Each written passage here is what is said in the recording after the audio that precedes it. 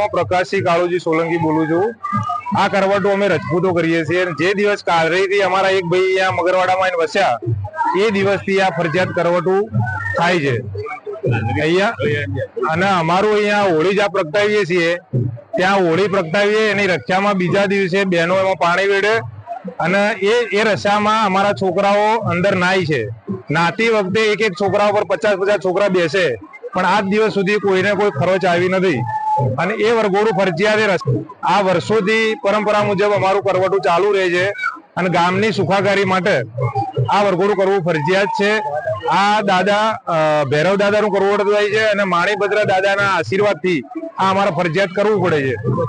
અને આજે અમારા એક ભાઈ આવ્યા હતા, એમાંથી અહીંયા મગરવાડામાં 200 થી 250 ઘર થયા છે અને એની કૃપાથી આ જયારે અમે કરવટું પસાર કરીએ છીએ એનાથી અમારા અંદર કોઈ રોગ નથી આવતો, કોઈ તકલીફ નથી થતી। એટલે આ દાદાને કરવટા સ્વરૂપે અમે કાયમ ફરજિયાત અમારે કરવું પડે છે।